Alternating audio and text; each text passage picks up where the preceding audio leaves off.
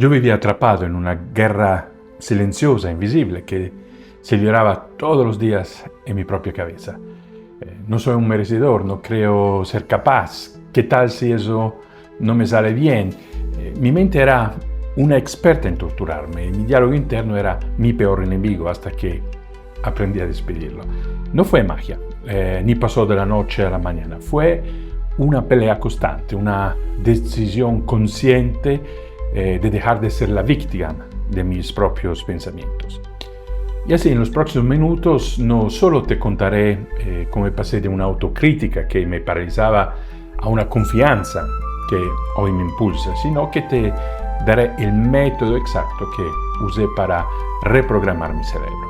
Entonces quédate porque vas a aprender a silenciar a tu crítico interior para siempre, quitándole el poder que tiene sobre ti. Bueno, pero afuera todo parecía ir bien. Tenía un trabajo, tenía amigos, una vida, digamos, normal, pero por dentro vivía en un estado de alerta constante, con un narrador cruel en mi cabeza que comentaba todo lo que hacía con un filtro de pura negatividad. Recuerdo una reunión de trabajo súper importante y yo estaba presentando un proyecto en el que había invertido semanas y a mitad de la presentación me trabé un segundo, con una pausa de nada. Para cualquiera en esa sala fue un momento invisible, pero para mí fue una avalancha. La voz se disparó al instante. Ah, lo reinaste, eres un incompetente. Ahora todos saben que no tienes ni idea. Y terminé en piloto automático, con el corazón a mil y una vergüenza tan grande que apenas podía mirar a la cara de mis compañeros. Y aunque me felicitaron, ya solo podía pensar en ese segundo de duda. Y esa noche no dormí, convenciéndome a mí mismo de que mi carrera estaba acabada. Bueno, esta espiral no se limitaba solo al trabajo. Por ejemplo, si un amigo tardaba en responder un mensaje, mi mente no pensaba, estará ocupado, sino que saltaba directamente a algo le has dicho, lo ofendiste, ya no quiere ser tu amigo, y pensabas horas analizando conversaciones buscando la prueba de mi supuesto error. Y esta tendencia que todos tenemos a darle más peso a lo malo, conocida como el sesgo de negatividad, era el motor de mi mente. Estaba paralizado. Querer empezar un hobby, aprender un idioma o apuntarme al gimnasio, bueno, se convertían en una misión imposible. Y antes de dar el primer paso, mi crítico interior ya había producido un documental detallado de por qué iba a fracasar. No tienes disciplina, vas a hacer el ridículo, tú nunca terminas lo que empiezas. Y este patrón, que en psicología se llama catastrofismo, es una distorsión del pensamiento donde siempre esperas el peor resultado posible. Y esto me mantenía atrapado en una zona de confort que se hacía cada día más pequeña. Mi mente, en su tiempo libre, se había vuelto una fábrica de autodesprecio. El cambio no llegó con una revelación divina, sino con un agotamiento total. Fue una noche, un martes, después de otro día arruinado por mi propia cabeza. Había recibido una crítica constructiva en el trabajo, algo normal, pero mi voz interna la convirtió en la prueba definitiva de mi inutilidad. Y llegué a la casa aplastado y por primera vez me di cuenta de que vivía en una cárcel sin barrotes, cuyas paredes eran mis propios pensamientos. Y me harté. Estaba harto de ser mi propio matón y de vivir con miedo a una voz que irónicamente era la mía. Y esa noche me senté delante del ordenador con una misión, entender qué demonios me pasaba. Busqué por qué me critico tanto y cómo dejar de pensar en negativo. Y me sumergí en artículos de psicología y vídeos de neurocientíficos y descubrí conceptos como la terapia cognitivo-conductual, el mindfulness y la autocompasión, leí que nuestros pensamientos no son hechos, son solo hipótesis, y que el cerebro es neuroplástico, es decir, puede cambiar. Y entendí que el diálogo interno es un hábito aprendido. Muchas veces de las voces críticas de nuestro pasado que hemos interiorizado sin darnos cuenta. Y ahí lo vi claro, de la misma forma que sin querer había programado mi mente para la autocrítica, ahora podía reprogramarla conscientemente para la autoconfianza.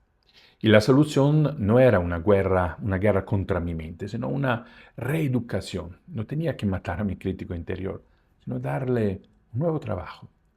En vez de fiscal, podía ser un entrenador compasivo. Decidí que en lugar de ser el prisionero, me convertiría en el arquitecto de mi propia mente. Lo que hice son estrategias prácticas basadas en la psicología y lo organicé en un método, si queremos, de 3 pasos para desarmar a este crítico interior. Observar, cuestionar y reprogramar. El primer paso es la observación, ¿no? El detective de pensamientos. El primer paso es eso, es aprender a observar tus propios pensamientos, sin creértelos. Antes, cuando aparecía un pensamiento como, no sé, soy un inútil, yo era ese pensamiento. ¿Sí? La clave aquí era la atención plena o mindfulness. Se trata de convertirte en un detective de tu propia mente. Imaginas que estás a la orilla de un río y tus pensamientos son barcos que pasan flotando. Tu único trabajo es quedarte en la orilla y verlos pasar. Y cuando aparezca un pensamiento negativo, en lugar de fusionarte con él, simplemente te das cuenta de que está ahí. Al principio es difícil, ¿no? Pero mis primeros intentos fueron frustrantes. La voz crítica parecía gritar más fuerte. Pero la clave es insistir. Y empezó con un truco simple. Cada vez que pillaba la voz crítica, decía para mí adentro, estoy teniendo el pensamiento de que soy un inútil. Y esta pequeña frase crea una separación mágica. Ya no eres el pensamiento, eres quien lo observa. Y para hacerlo más práctico, empecé un pequeño diario de pensamientos, una técnica de la terapia. Y cada vez que me sentía mal, paraba y apuntaba el detonante, el pensamiento automático y la emoción. Y hacer esto una semana fue una revelación. Empecé a ver los patrones, a ver que mi crítico se activaba en situaciones de incertidumbre.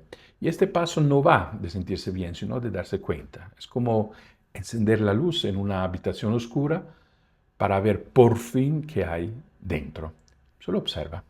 Conviértete en un detective curioso de tu universo mental. El segundo paso es el cuestionamiento, ser el abogado defensor, ¿no? Una vez que sabes observar tus pensamientos, es hora de pasar al ataque. Y este paso te convierte en tu propio abogado defensor, porque tu misión es desafiar la validez de esos pensamientos negativos automáticos. Bueno, recuerda, ¿no? Un pensamiento no es un hecho, es una interpretación y a menudo una distorsión.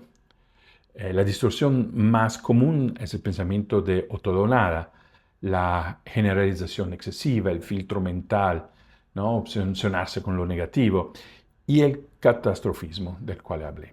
Y tu trabajo es interrogar estos pensamientos.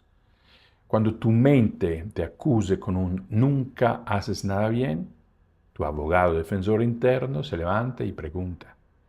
Yo aprendí a usar una serie de preguntas claves, ¿no? Como por ejemplo, ¿qué pruebas tengo de que este pensamiento es 100% verdad? ¿Y qué pruebas tengo de lo contrario? Y si mi mente decía, soy un incompetente, me obligaba a recordar proyectos que salieron bien. Estoy cayendo en alguna distorsión, solo con ponerle nombre, ¿no? A la trampa, catastrofismo, generalización, el pensamiento pierde fuerza. ¿Cuál es la forma más realista de ver eso? En vez de he arruinado la presentación, una visión justa sería Me trabé un segundo, pero el resto fue bueno y el mensaje se entendió. ¿Qué le diría a un amigo en mi situación? Estas preguntas, increíblemente potentes, porque somos infinitamente más crueles con nosotros mismos, ¿no? A un amigo le diría, hey, tranquilo, eso no es nada, la pasa a todo el mundo, ¿no? Entonces, ¿por qué no me merezco yo esta misma amabilidad? Un ejemplo práctico. Mi jefe no ha respondido. Seguro que está enfadado por mi trabajo. El interrogatorio. ¿Tengo pruebas reales? No. ¿Hay otras explicaciones? Sí, podría estar ocupado. ¿Estoy leyendo la mente y catastrofizando? La visión realista es que no tengo ni idea y debo esperar. Si un amigo me contara eso, le diría que se calme. Al principio se siente forzado, ¿no? Pero con la práctica se vuelve natural, estás creando un nuevo camino en tu cerebro. Y no se trata de positivismo tóxico, sino de buscar una verdad más justa, equilibrada y compasiva. Paso 3, la reprogramación, ¿no? El arquitecto de confianza. Observar te da conciencia y cuestionar te da poder. Pero este tercer paso es donde construyes de forma activa el nuevo diálogo interno. Te conviertes en el arquitecto de una nueva estructura mental, que es basada en la autocompasión, la confianza. Una herramienta potente son las afirmaciones conscientes. No se trata de repetir frases que no te crees. Las afirmaciones deben ser creíbles y salir del paso anterior. Si desafiaste soy un fracaso y lo reformulas como cometo errores, pero son oportunidades para aprender, esa es tu nueva afirmación. En lugar de no tengo miedo, prueba con soy capaz de actuar aunque sienta miedo. Yo escribía 3 frases, ¿no? 3 de estas afirmaciones realistas cada mañana, como hoy elijo tratarme con la misma amabilidad que trataría un buen amigo. La segunda herramienta es la práctica activa de la autocompasión. Sé amable contigo en vez de criticarte. Reconoce que sufrir, equivocarse es parte de ser humano. Y una práctica simple que incorporé fue el gesto físico. En momentos de autocrítica ponía una mano sobre el corazón, respiraba hondo y me decía, este es un momento difícil, pero estoy aquí para mí. Y este acto calma la respuesta de amenaza de nuestro cuerpo, ¿no? Y por último, la visualización. Antes de un evento que me daba ansiedad, en lugar de visualizar el desastre, empecé a visualizar el proceso saliendo bien. Cerraba los ojos y me imaginaba la escena, entrando tranquilo, hablando con claridad y sintiendo al final la satisfacción de haberlo hecho lo mejor posible. Esto prepara tu cerebro para el éxito. Estos hábitos, ¿no? Las afirmaciones, la autocompasión, la visualización, son como ir al gimnasio de la mente. Y la práctica constante construye un músculo de confianza que se convierte en tu nuevo estado natural. Quiero ser honesto, esto no es una línea recta. Tendrás días malos y recaídas, habrá momentos de estrés o cansancio en lo que la vieja voz negativa volverá a gritar. Y es fundamental que sepas que eso es normal. El peor error que puedes cometer es usar una recaída como munición para tu crítico. La voz te diría, ¿ves? No se ha cambiado nada. Si tú lo crees, habrás vuelto a la casilla de salida. La clave para que el cambio dure es aplicar la autocompasión a tu propio proceso. Cuando notes que has vuelto a un bucle negativo, no te castigues, simplemente observa lo que ha pasado. Paso 1, ¿no? Luego trátate con amabilidad. Vale, hoy ha sido un día difícil y mi vieja programación ha salido a flote, es normal. He avanzado muchísimo. En un mal día no borra nada mi progreso. Ser constante no significa ser perfecto, ¿no? Significa volver al camino una y otra vez. La meta no es eliminar por completo la voz negativa, sino cambiar tu relación con ella. Es pasar de creerle todo a verla como una radio mal sintonizada a la que puedes bajarle el volumen. Hemos visto cómo la espiral de autocrítica te puede atrapar y cómo la decisión de cambiar te puede liberar. El método se reduce a 3 acciones. Observa tus pensamientos como un detective, cuestiónalos como un abogado y reprograma tu mente como un arquitecto. Observa, cuestiona y reprograma. Ese es el camino que yo seguí para salir de mi cárcel mental.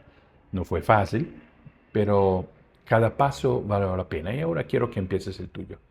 Si estás listo para dejar de ser tu propio enemigo, haz algo ahora mismo, ¿no? Ve a los comentarios y responde a esta pregunta.